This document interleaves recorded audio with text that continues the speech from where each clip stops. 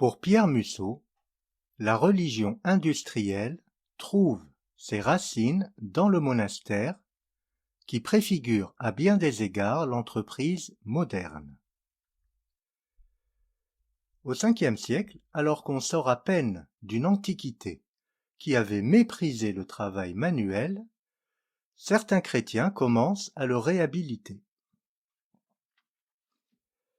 Saint Augustin, l'inventeur du péché originel, va ainsi célébrer l'industrie, la rationalité, le calcul et la technique, qu'il assimile à quelque chose de bon, maintenu après le péché originel. Toujours au Ve siècle, saint Benoît, considéré comme le patriarche des moines d'Occident, fonde un monastère régi par une règle très stricte, toujours en vigueur aujourd'hui, la règle de saint Benoît. Elle va bénéficier du soutien du pape et devenir la plus pratiquée au VIIe siècle. Plus tard, Charlemagne décide de l'imposer à tous les monastères de l'Empire, c'est-à-dire tous les monastères de l'Europe occidentale.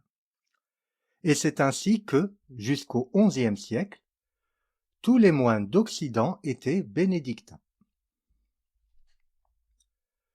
Puis sont apparus d'autres ordres, concurrents, mais organisés selon les mêmes principes.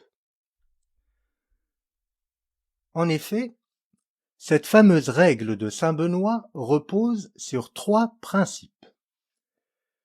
Premier principe, la prière. Rien ne doit lui être préféré. Deuxième principe, la lecture de la Bible. Et enfin, le travail manuel. Il doit être efficace et il doit permettre de libérer du temps pour la prière. Dans les monastères, l'emploi du temps est strict. On ne peut pas y déroger sous peine de châtiment. Certains historiens le comparent même aux normes de travail sur les chaînes des usines Ford au début du XXe siècle.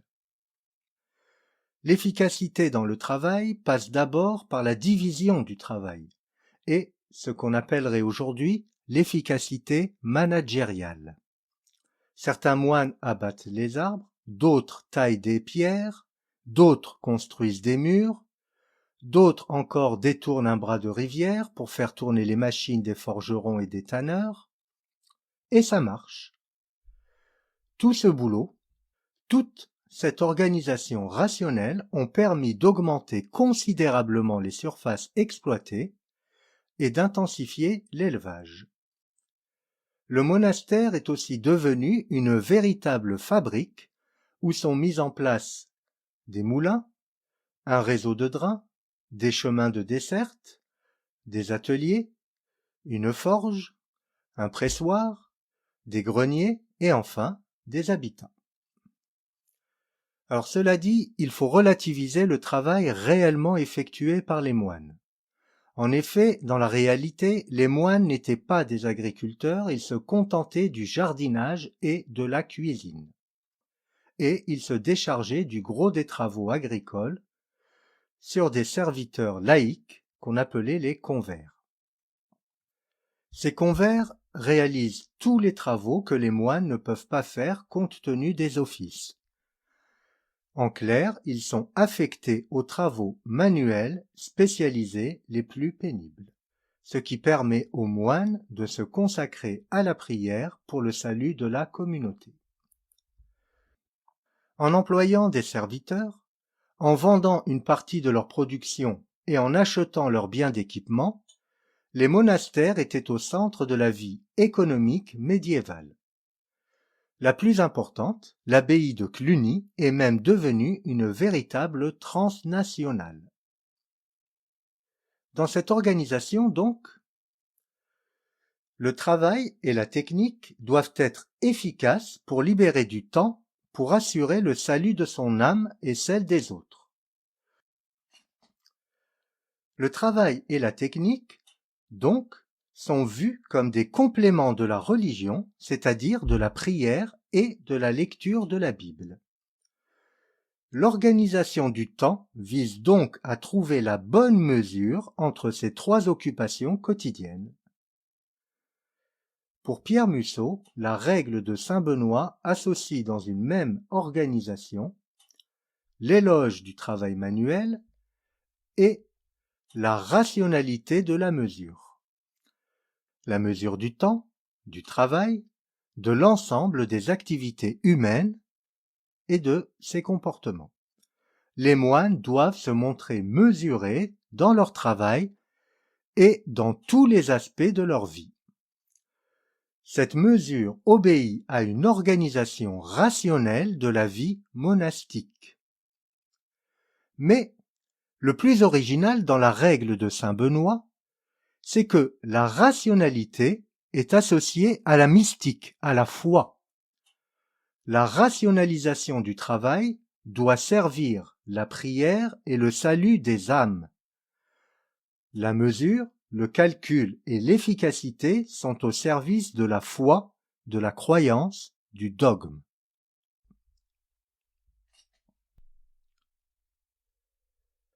Pour Pierre Mussot, le monastère fut une sorte de laboratoire de la ville moderne. La modération, l'ordre, la ponctualité, l'honnêteté, la discipline y furent l'objet de soins intensifs avant d'être diffusés parmi les populations des cités médiévales.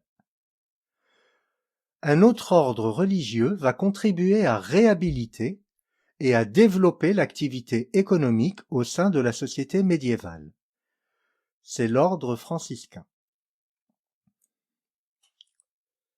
À la différence des bénédictins, qui vivent enfermés dans le monastère, les franciscains forment une communauté urbaine insérée dans la société.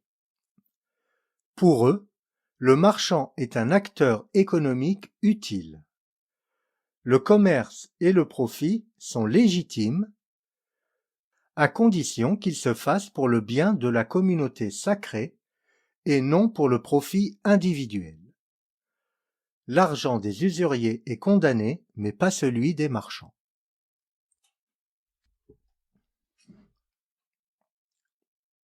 Ainsi, contrairement à ce qu'avance Max Weber, la conscience de l'activité économique dans un cadre chrétien précède le protestantisme. Bien avant lui, les franciscains ont élaboré une théorie et une mentalité favorables au développement du capitalisme. Bien avant le protestantisme, ils ont contribué au développement concret d'institutions capitalistes. Les franciscains codifient le marché et reconnaissent pleinement l'utilité de l'opérateur économique qui réinvestit continuellement. De la même manière que les bénédictins avaient lié l'organisation du travail à la foi, les franciscains vont lier l'activité marchande et la foi. La réputation d'un marchand, le crédit qu'on lui accorde, repose sur sa foi religieuse. Croire et faire crédit ont la même racine. Pour les franciscains, l'argent est assimilé au sang. Tous deux doivent circuler. L'argent en mouvement est utile à la société comme le sang en mouvement est utile au corps. Et l'utilité de l'argent en mouvement fonde la légitimité morale de toute forme de profit. Le profit est moralement légitime lorsqu'il est réinvesti, lorsqu'il fait circuler l'argent, lorsqu'il est utile. Cette métaphore du sang-argent est promise à une grande fortune. Elle sera reprise par Quesnay, médecin économiste au XVIIIe siècle, par John Law, par Rousseau, et enfin par Saint-Simon pour définir la société industrielle.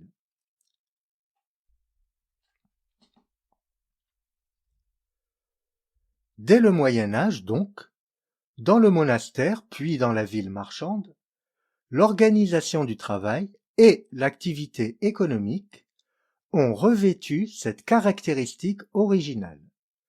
La rationalité et la foi sont liées. La légitimité de l'une repose sur l'autre.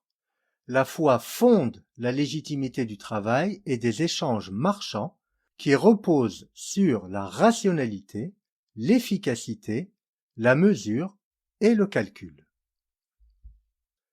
Cet alliage de la foi et de la rationalité, d'une certaine rationalité devrait-on dire, va devenir structurant de la pensée occidentale et on va la retrouver tout au long de ce propos. Je tiens à préciser quand même que les monastères ne sont pas une invention de l'Occident chrétien, bien sûr. Mais les monastères qui sont régis par la règle de saint Benoît ont une originalité, une spécificité, une particularité qui a consisté à créer une organisation rationnelle du travail au service de la foi. Pour Pierre Mussot, cela va avoir des conséquences déterminantes. D'une part, il faut avoir à l'esprit que les monastères se singularisaient par une paix sociale qui était exceptionnelle au Moyen Âge.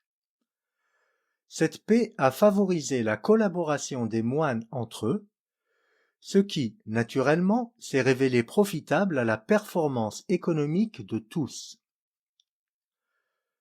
De ce point de vue, le monastère préfigure bien l'entreprise idéale dont rêvent les managers, pour qui tous les membres doivent collaborer pour atteindre un même objectif.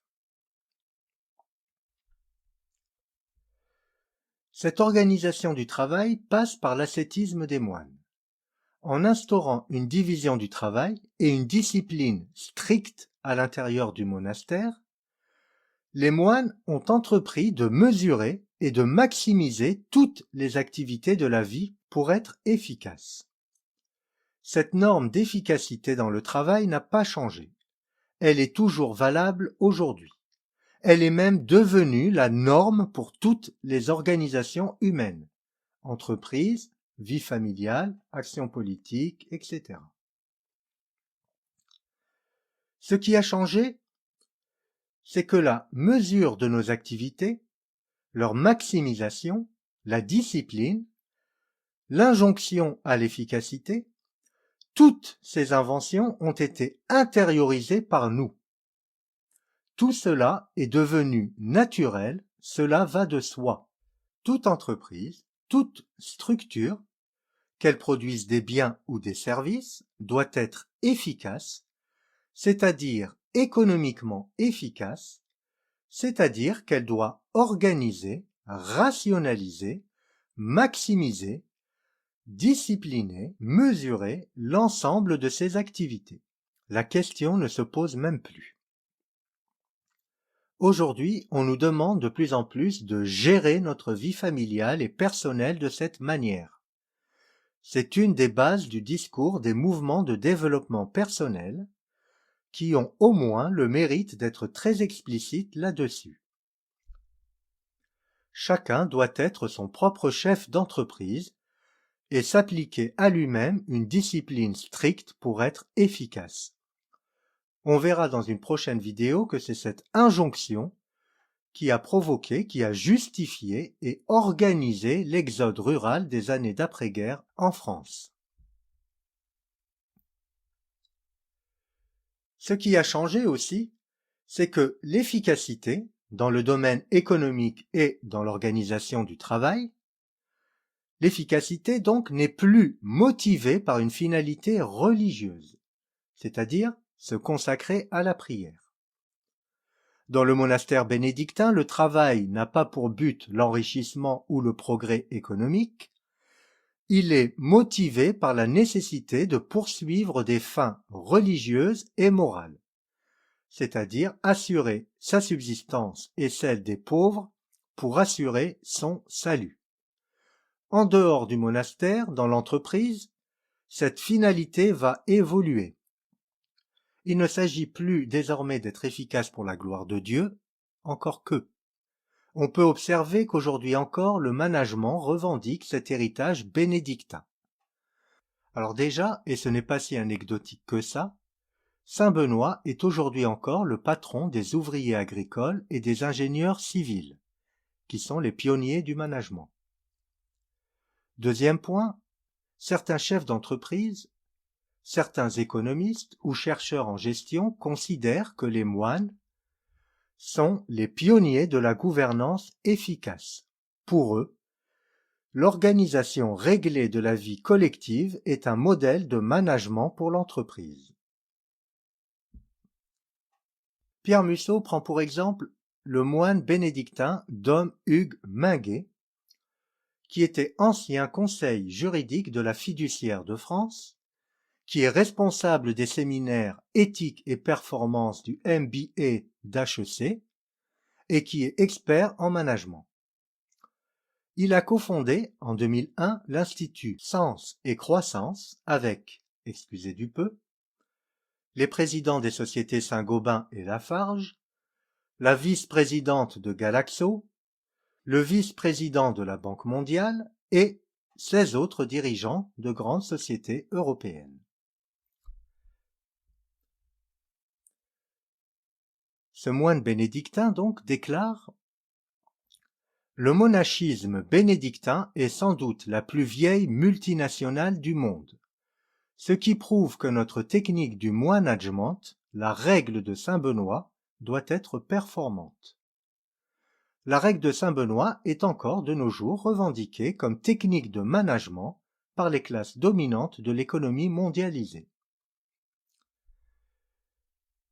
Pierre Mussot prend un deuxième exemple, celui de François Villeroy de Galhau, qui était régent de la Banque de France, et qui déclare « Jésus est celui qui dirige, Jésus manager. Jésus est aussi un étonnant chef d'équipe. Ce manager-là est exigeant, plus que tout autre, il demande de tout quitter pour le suivre et il sermonne parfois durement. Mais il a fait grandir son équipe comme personne avant lui ou après lui. Ces 12 Galiléens assez frustres vont créer la plus durable des institutions internationales.